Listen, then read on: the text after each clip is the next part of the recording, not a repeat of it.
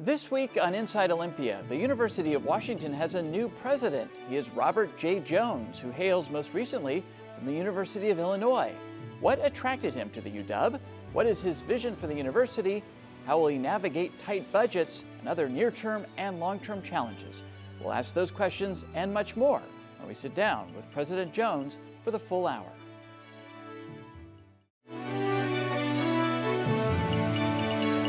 From the TBW studio, it's Inside Olympia with host Austin Jenkins. Welcome to Inside Olympia. Both of Washington's flagship universities have new presidents. They take the helm at a time of disruption in higher ed as universities face myriad challenges and even threats. We recently introduced you to Washington State University's new president, Betsy Cantwell, who leads Washington's land-grant university. This week, we are shifting our attention to Washington's leading research institution, the University of Washington.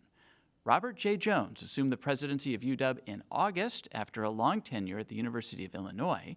So what attracted him to the UW system? What are his plans and vision for the university's future? How is he approaching near-term disruptions like budget cuts and threats to research dollars, and long-term ones like shifting demographics and AI? Joining me now, and for the full hour this week, is University of Washington President Robert J. Jones. Welcome to the program. Welcome to Washington State. Congratulations on this new position. Well, thank you very much. It's a pleasure and an honor to be here. We are going to have a lot to talk about this hour, but let me just begin with a little bit of background on you and your background. So let's start with that. President Jones is the 34th president of the University of Washington and the first black president. In addition to the presidency, he holds a faculty appointment in the Department of Biology.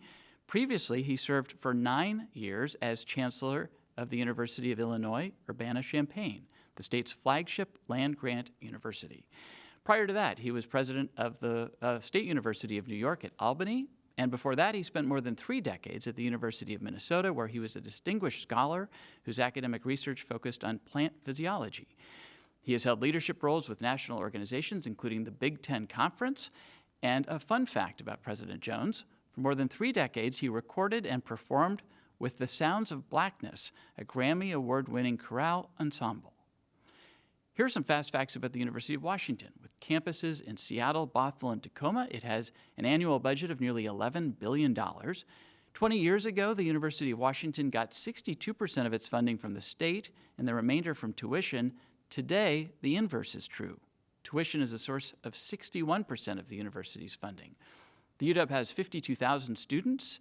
Nearly 20% are underrepresented minorities. 75% of students are from Washington. 16% are non-residents, and 9% are international students.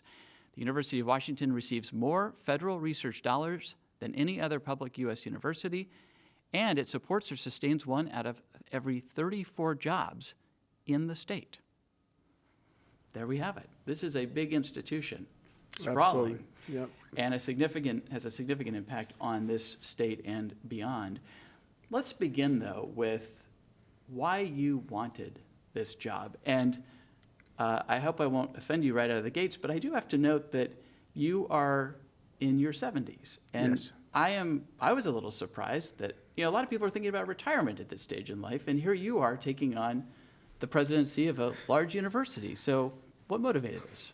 Well, let me just say that I am here primarily because, as you noted, some would say I'm getting a little long in the tooth, as they say, but absolutely I had no interest in stepping away from higher education. I made the announcement about a year ago, mid-November, that after 9 years I was going to be stepping aside from leading one of the most amazing land-grant universities, public universities, not only in the state of Illinois, but across the country.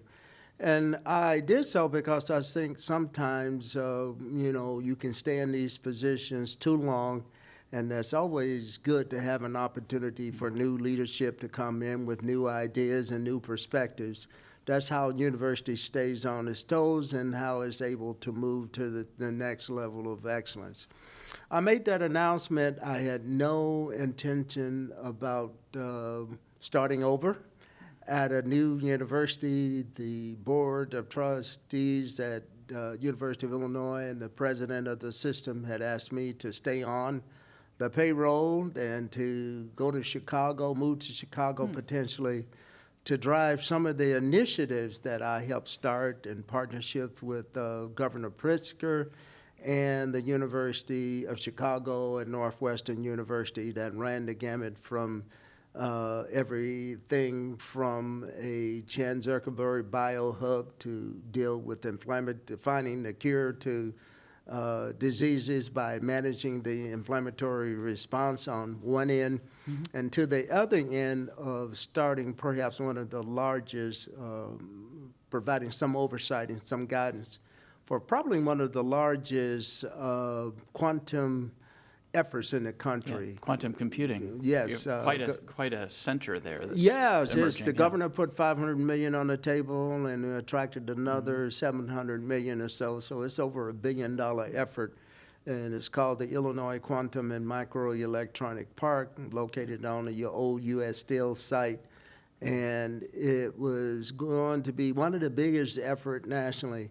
And I had tentatively agreed to move to Chicago to provide some oversight for that effort and others that we don't have time to get into. But the more I thought about it, and once I made that announcement, even though I had agreed with the search firm that they could share my resume, and we'd had a few conversations with the folks here in UW, I really wasn't sure if I wanted to start all over again, because if anyone who's ever led a massive university like this can tell you, regardless of how large or how small the place is, it requires a lot of time and energy to get to know the place, to get to know the issues, to get to know its statistics that I appreciate you sharing, and get to know just what are the things that need to be done to move this university to the next level of excellence, because that's what it's all about. And I was not sure if I was ready to do that. But as I moved along in the process, and I can tell you the deciding moment for me was when I had a chance to meet with, kind of confidentially and quietly, with a few of the board members. And it was very, very clear to me that this university was blessed with having a board of regents who fundamentally understood the university extremely well, understood its strengths, understood where it needed to go, and was looking for new leadership after the very, very long, distinguished career of my friend and colleague, Dr. Anamara Kase, who spent a whole career here, about 36 years, and they were looking for someone to come in and continue to move the university forward. And so after that conversation, where I had got a sense of they understood the difference between administration of a university and governance. They understood what their role was in governance. And I felt that they would be the kind of board that I could work effectively with, and they will charge me and challenge me to develop the strategic vision for the university and to systematically move the university forward. So I'm here not because that's what I planned to do when I made that announcement way back November of 2024.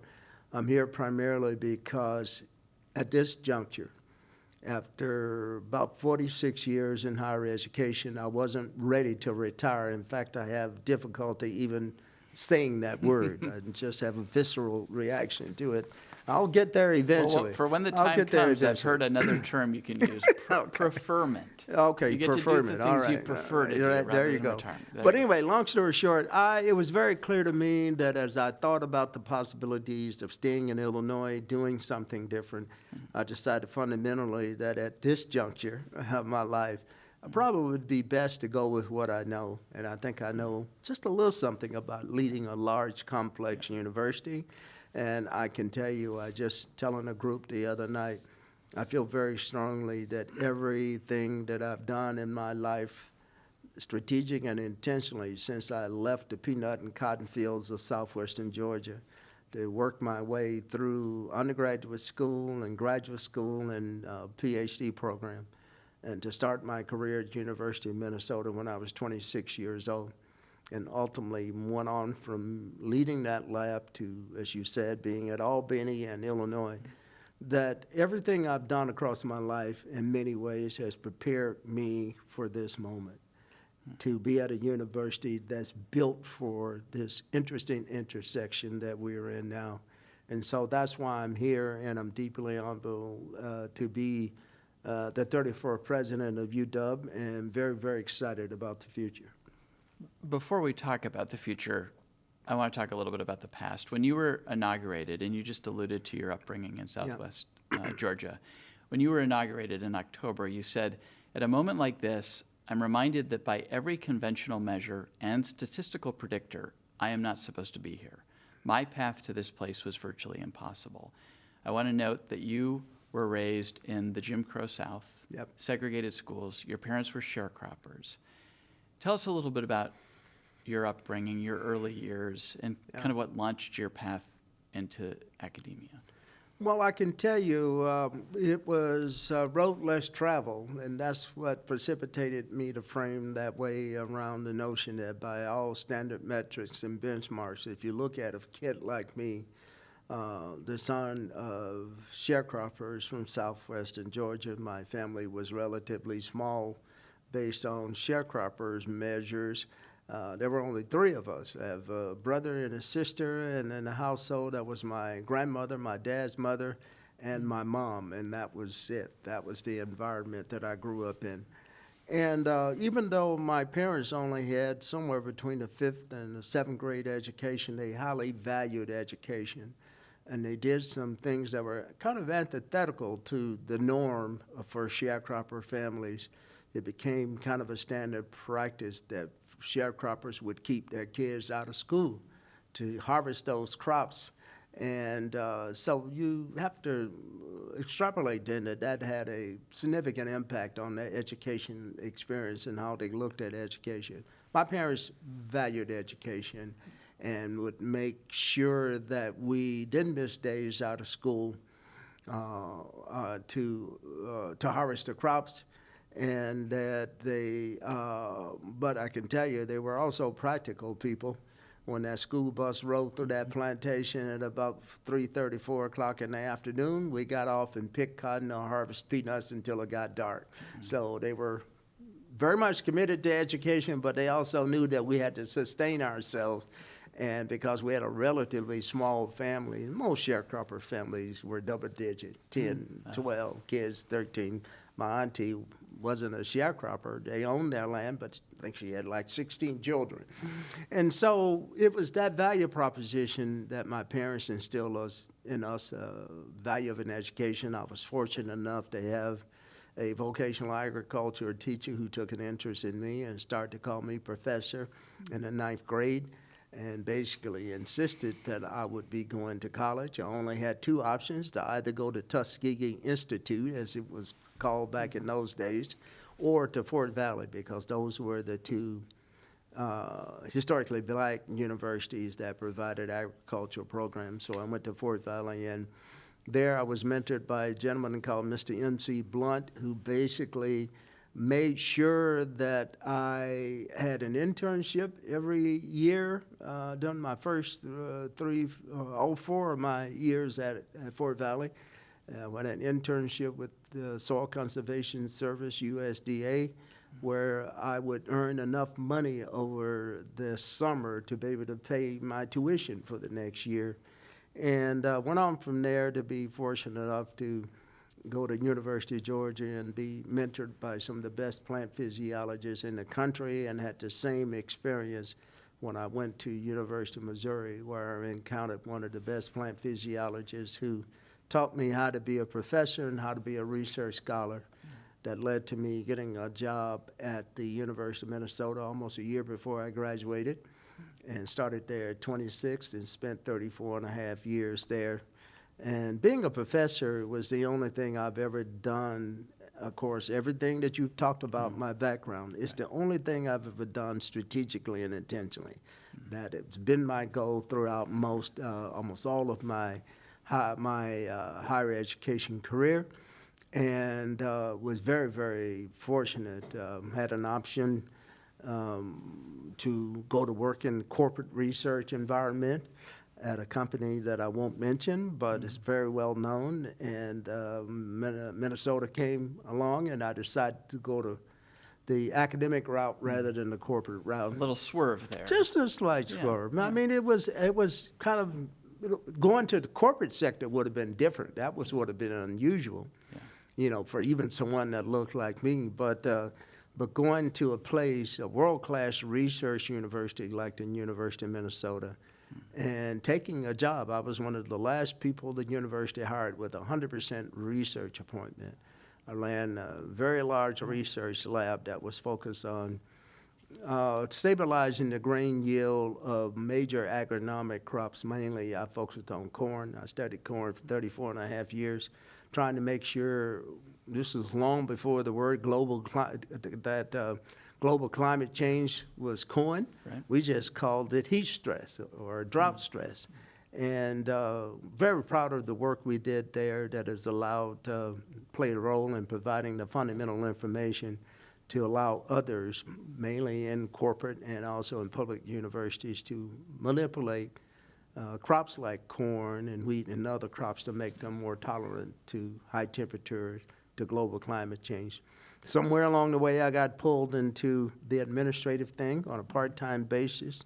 And before you know it, part-time went to full-time, but I still kept my laboratory going all the way from 1978, closed the lab in 2010, went full-time administration, and in a year and a half, almost 2 years later, I found myself as my first presidential position at Albany. Yep. And the rest of the story you've already shared with your listening audience. So that was my path, and all along the way is those folks that served as mentors, in terms of my mentor at Missouri was absolutely key. That theme really comes through in your biography and the Yeah. story you tell is the role of mentorship. Yeah.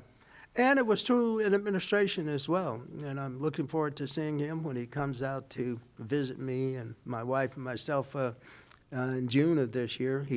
Ironically, it seems like everybody I know has a relative or son or daughter that lives in Seattle. A reason to come out, right? A reason to visit. He's coming out to visit us, but he also has a son that lives somewhere around 45th or 47th, just off Like, the edge of the campus. right there. Yeah, Yeah, right on the okay. campus. And so that's kind of my path. It was mentors. It was people like my parents that really impressed upon me the value proposition of an education. And not a small amount of perseverance on your own part. Yeah. So I mentioned at the beginning that both of our large universities have new presidents this year. President Cantwell is the first woman to lead WSU. I noted that you're the first African-American president of this university. What is the significance of that? I find that an interesting question, and it's a label that I've encountered throughout my whole career. Well, as President Cantwell said, it's not why she got the job. It's, Well, it's I notable, certainly- but it's, but I think that the fact that it is a historical Yeah. moment. No, and I'm not, of course, not trying to Or history. deny that at all, but I guess I would have hoped after all these decades that there would have been, that we would have run out of the opportunity to say that first female or first African American. right. But it goes to show you how much things have changed, but in many ways, how much things remain the same. And so I'm deeply gratified and very proud of that honor, but at the same time, I don't just bask in it. I work very hard, and I know Betsy does the same thing, and trying to make sure that other generation of women, and for me, people of color, people from low social economic background, have a path to education so that eventually it will become so pervasive that we won't be able to use or dub anybody as being the first of anything, because it will become just as common as other folks getting these jobs, because we would have addressed the educational gaps that exist, and that Black and brown people, underrepresented people, women will become very, very common in these professions, and will not be uncommon to see them in the roles that Betsy and I are occupying now at our respective institution. And that's why I work real hard on the issue, and I know Betsy does as well, of access and affordability.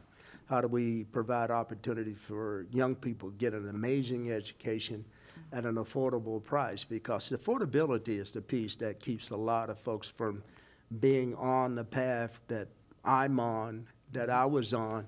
And I had to do all kinds of interesting things to pay for my education, and feel very, very strongly that I need to not pull the ladder up with me. And part of my responsibility is to not only focus on access and affordability here in the state of Washington as the president of the largest public entity in this state, but also to do it in other ways through my affiliation with national associations and the other universities that have played a role in providing that educational experience that allowed me to be sitting here today.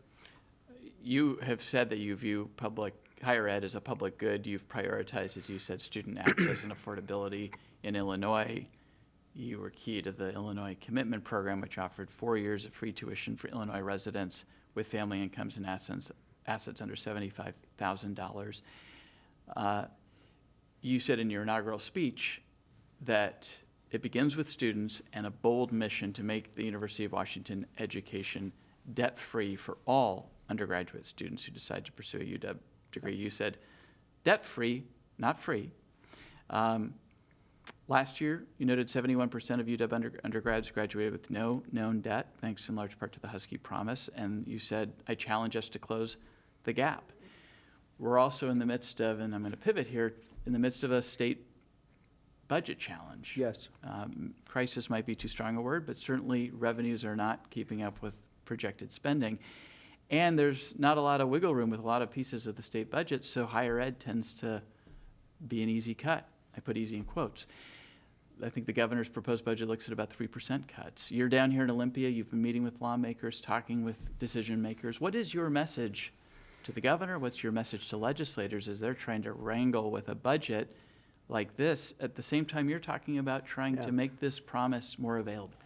Well, the message is pretty straightforward and hopefully clear, as I've had conversation with the governor several months ago before the proposal came out, as well as the folks that we had a chance to spend a bit of time with today, is that this unit, we understand the challenges, the budget challenges for the state, and of course, always want to be a good partner with the state to solve whatever problems and challenges it has. But I remind you that this budget proposal and the budget cuts comes on top of what happened the last part of the biennium, the first part of the biennium, that did significant financial harm to the university, put us in a deep state of uncertainty among our faculty, where there were some layoffs and positions that weren't filled. And then we had to cover the full cost of the salary raises that were put forth as well.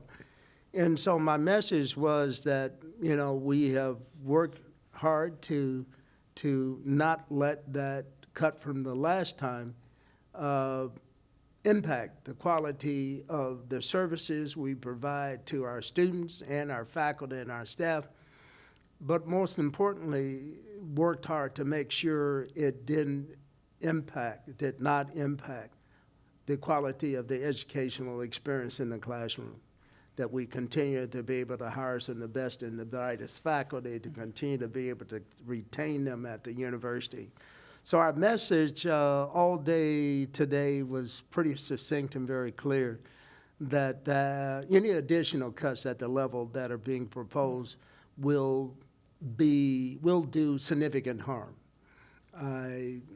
Harm that will delay all the vision that we have on access and affordability. You can't get to more students graduating debt-free with that kind of budget cut. You can't continue to attract the kind of students that we're able to attract to the university. I was able to remind them that the University of Washington is the only public university in the state that has had significant enrollment growth over the last several years. And in fact, the university has bucked the trend.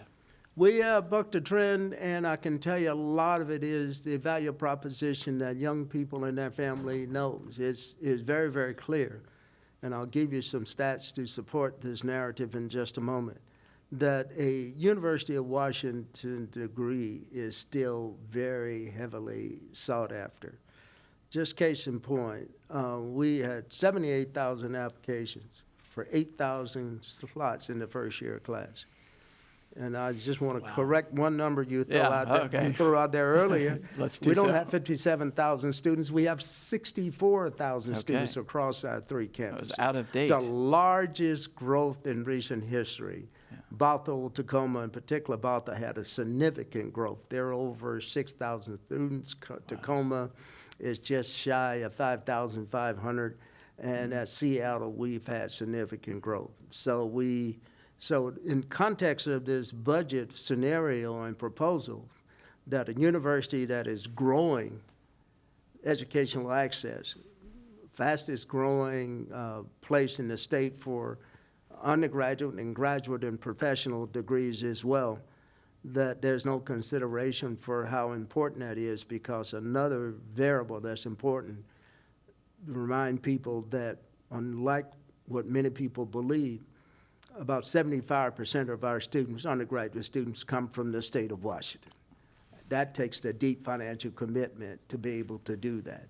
And that's why part of our narrative and our strategic plan goes back to what I said in that inaugural address, is to provide debt-free education to as many residents of the state of Washington as we can. We're at 71%. We want to move incrementally to 75, to 80, to 85, to 90. Yeah. Get as close to 100% as we can, because we think that's an obligation that we have. And so the notion is we're the place that providing a world-class education at an affordable price, because I can tell you people are confused about our tuition.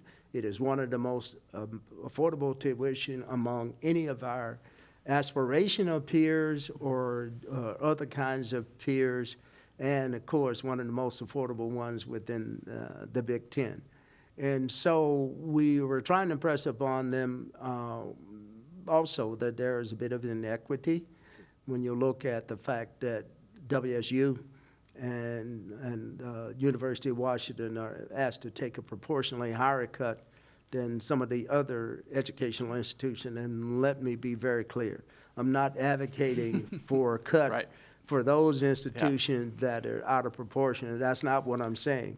All I'm saying is that we have to be very, very clear about the inequity and the optics of that, and how do we work together to keep educational accessible, affordable across all of our public universities. We depend on those community colleges and technical colleges for transfer students. Significant amount of our students each and every year come through the transfer articulation agreements. And we work very closely with those institutions. And some of the community colleges actually are seeing a bit of growth, more so than the other four-year public universities. So that was the message, was asking for some recognition of the value proposition that the University of Washington is bringing to the table. And when you add these cuts on top of what we're trying to navigate at the federal level, you do create an environment where it's difficult for us to maintain this world-class affordable education. And just asking for some consideration and conversation about alternative strategies to help solve some of the budget problems, but not at the level that's being proposed. We do need to take a break, and I want to come back to the federal challenges and federal cuts on the research front when we return. I'll also note that the university makes the case that it is an economic force multiplier, and so those cuts can have impacts beyond just the university. When we return, we will continue our interview with University of Washington President Robert J. Jones, back right after this. Stolen vehicles are a problem. We need a solution. Pursuits are not the solution to that. Washington State is not missing high-speed police pursuits. Washington State is missing the possibility of a high-speed pursuit. Welcome back to Inside Olympia. Joining me once again is University of Washington President Robert J. Jones. And I do want to pick up where we left off with there's pressure at the state level on the university's budget, but there are also cuts to federal research dollars, such that, if I'm not mistaken, I've seen professors at the University of Washington put in their email signatures, I'm not currently accepting PhD students.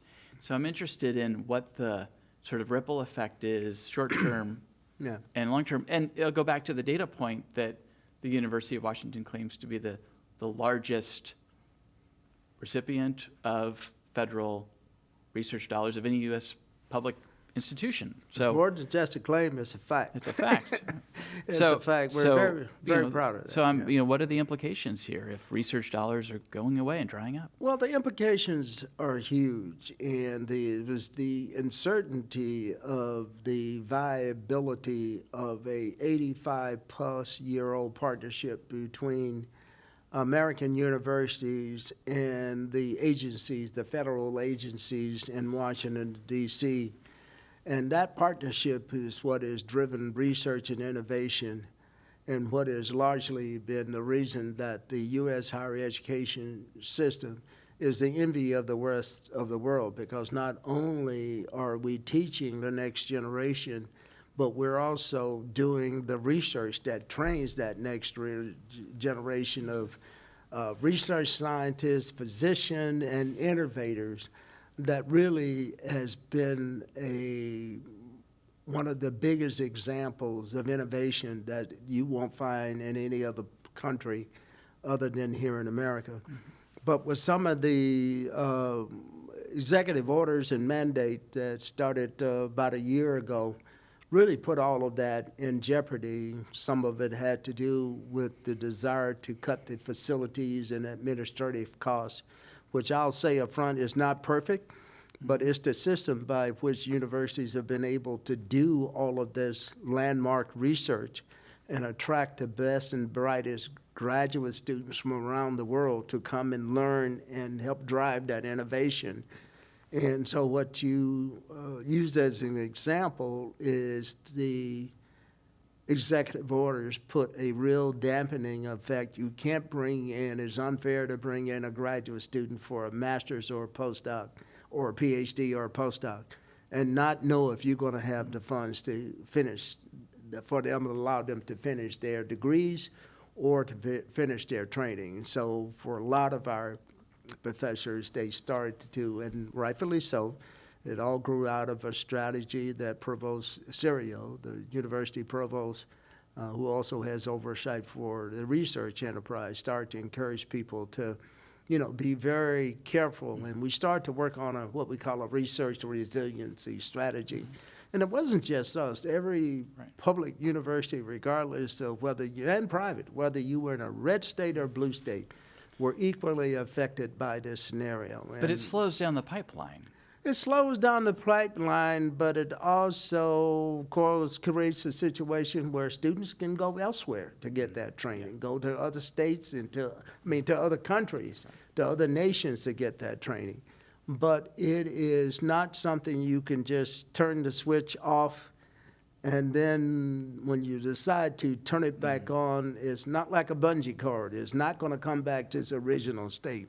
And so long story short, we had to litigate in order to stop some of the impositions of some of these decisions, executive orders that were put into place.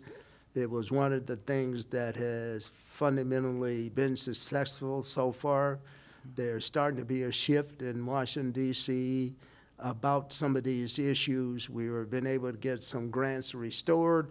The funding proposal coming out of the administration and how the legislature kind of pushed back.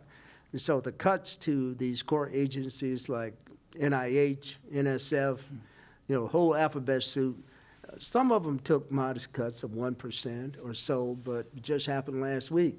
A lot of those cuts were not upheld, and so those funding agencies are going to be in a better condition than we had feared. And we've had some of our own grants that were delayed or defunded, restored. And so things are starting to, I think, become a bit more stable, but it was very, very disruptive, led to a significant disruption in higher education. And the part that I don't think maybe the general public understands, that if that's one of the things that separates the U.S. from others, but it's a very fragile entity. And the path that the country was going down would have resulted in a situation where we would have lost that comparative advantage. And then I think would have put us in a position where we would lose that innovation and competition to be the drivers of innovation, not only for the nation, but for the world. So there was a lot of risk here, just on the whole F&H side. If we had not fought that, if it had been implemented, that would have cost $200 million we would have lost by now. But we're still not out of woods here. We still, with what's going on with the uncertainty about Medicaid, we still, we have probably the second largest clinical and hospital enterprise, second only to Johns Hopkins. And so there's still a lot of risk here that we are trying to work with the federal government and with our legislators in Washington, D.C., to try to make sure that we can avoid that outcome, because that will be devastating to UW, primarily because of the size of our healthcare system and our medical school and our clinical enterprise. There's also the fact that the Trump administration has gone after universities, both public and private. And I wonder, as the president of a large public university, if you are feeling like in this current environment that you're sort of one headline away from being the target of the administration, from having additional funding threatened, of being the next university sort of in their sights. Yeah. Well, of course, and that is part of the new ecosystem we've been under for the last year or so, that every president, regardless of your nature of your program, have this kind of uncertainty because of the executive orders that target many of the things that we value, that are an absolute core value to the university. With, for example, diversity, equity, and inclusion kind of became weaponized in many ways as a way to target universities, and tied to the notion of universities not dealing effectively with anti-Semitism. But I can tell you, every university that I've been a part of, and most recently Illinois, and certainly what my colleague Anna-Marie Case and the rest of her staff did here during the most difficult time in the history, I think, of higher education, that we've worked real hard to do a couple of things to protect the free speech rights of individuals, but at the same time hold people accountable when they violate university policy and they do damage or they break state or federal law. That's what we've had to do. So it's been a very unsettling time period, but one that we've been able to navigate so far, and we look forward to continuing to be able to articulate our values. I've been very clear about holding on to our values, even if we have to change our language. And part of the language change, it's not really a change for UW, because they've been emphasizing this for a long time, that we're a public university, that the University of Washington, anybody that enrolls at that university has the right to feel a sense of belonging, that they don't feel like they are not welcome. To me, it's more than just a kind of a philosophical framework. I know what it feels like to be treated as the other, that you don't belong here. And I've worked all of my career to make sure that that is not the kind of environment that I would allow to persist on any campus that I'm a part of, whether I'm a faculty member or the president or whatever the title might be. And that's one of the things that UW has taken really seriously, is to make sure and to remind those in Washington, D.C. or any other place that equity, diversity, and inclusion is a bedrock value proposition, And we're emphasizing the fact that also belonging, which means that the UW is for everyone, regardless of race, gender, ethnicity, et cetera, or political perspectives or affiliations as well. Just briefly on that question, though, of respecting and prioritizing free speech rights and also protecting sort of the safety of students. Do you think that universities were getting that equation wrong and have needed to reevaluate that?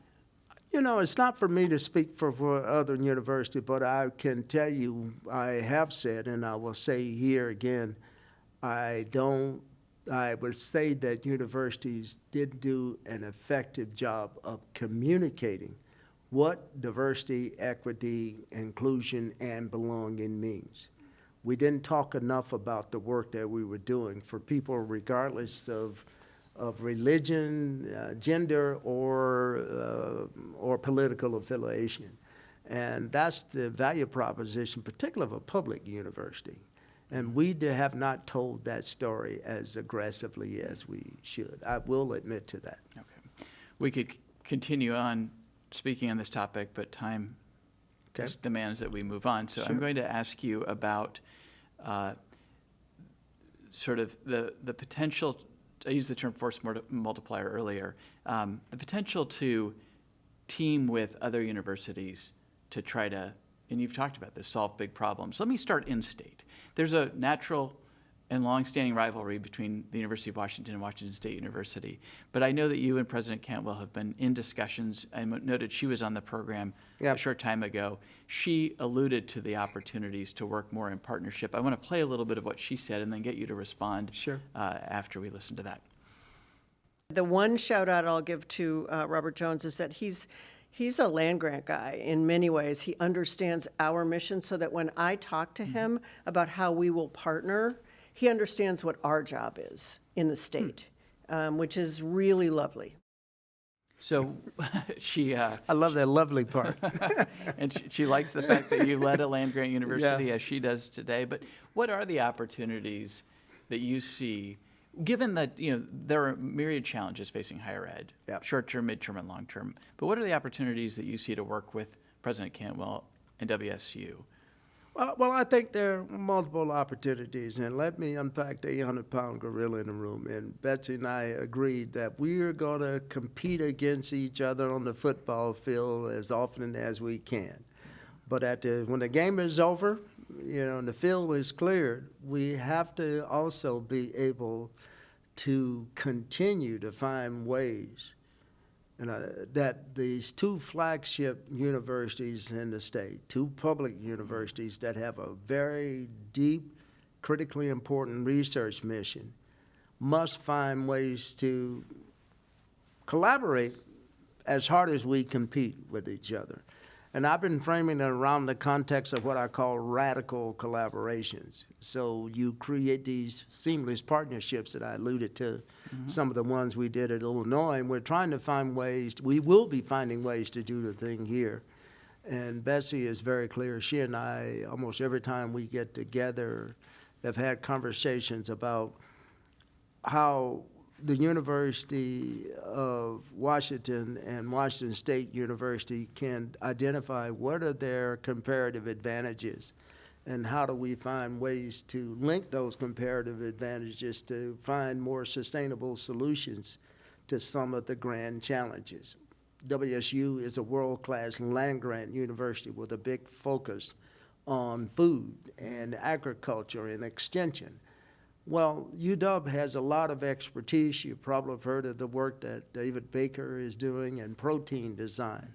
And while protein design, it can be utilized to do some work that I actually started my career working on, and had a wonderful conversation with David about the notion of how one of the most abundant source of proteins are in plants.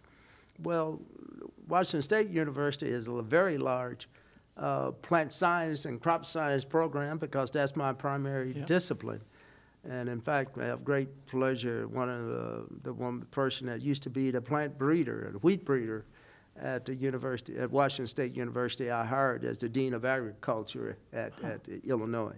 But the point is, when you think of all the areas where University of Washington, whether you're talking about protein design, which cuts across the opportunity to find cure for diseases, and delivery of vaccines across barriers, it also has the potential to do everything from finding, increasing the photosynthetic capacity of plants, to creating mechanism and organism that can degrade plastics. So there's a sustainability piece. And UW and Washington State are already working on something that is partially funded by the Washington Research Fund. You may be aware of this, where they're going to be breeding specific varieties of wheat that will be utilized not for traditional uses that we all very familiar with, but they're going to be breeding the plants, and we're going to be leveraging our capacity within the university to find specific uses for those products that are not currently available. So that's an ongoing collaboration we have. It was just recently announced.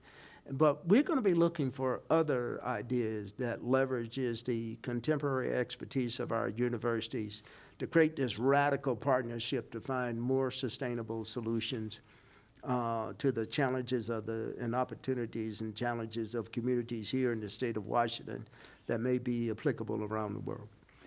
You've also talked about these radical partnerships in the context of the University of Washington joining the Big Ten, and I noted that you have been a leader with the Big Ten, and people tend to think about sort of, okay, this is an athletic conference, but you have talked about the fact that it also knits together these very large universities who can then team to solve, and I think that you've talked about moonshot type of stuff. Yeah. Solving cancer. Yep. Making plastics biodegradable. Really tackling big issue. And so help us understand how what many of us think of as an athletic consortium is something beyond and more than that. Well, that's the misunderstanding, because first and foremost is probably a secret that has been kept for far too long, that the Big Ten started out kind of as an academic consortium between provosts that came together and with a very strong strategy around research and innovation.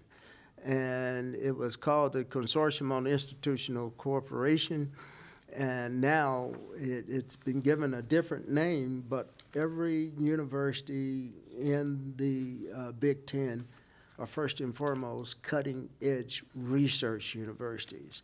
And that is one of the things that sets the Big Ten apart, and all the universities except one are a member of AAU, which is the top 69 public and private universities in North America and 2 in Canada, which makes it 71. So I think what is probably missed in this whole conversation about UW and UCLA and USC and Oregon joining the Big Ten and is because these are universities, all 4 of them, that are outstanding research universities. Yes, it happens they are in important media markets for athletics and for sports. And so I had to serve had the pleasure of serving as the chair of the board of the Council of Presidents and Chancellors through that conference expansion from 14 to 16 institutions, and then ultimately until 18. And I can tell you, the provosts, that not only do the athletic directors and the Big Ten meet and the presidents, but the provosts meet. And there's all these affinity groups that meet as a part of being part of the Big Ten that is driven more about academics and research and innovation, and provides all kinds of opportunities for these radical collaborations to really become more commonplace than they are now, because that's the way that the grand challenges will be solved. Because I've said time and time again, the challenges we face in society and across the world are too large and too complex for any one professor, any one university to solve alone. We are under the 5-minute mark here. I do want to sneak in an athletics question, because the Big Ten is also about that.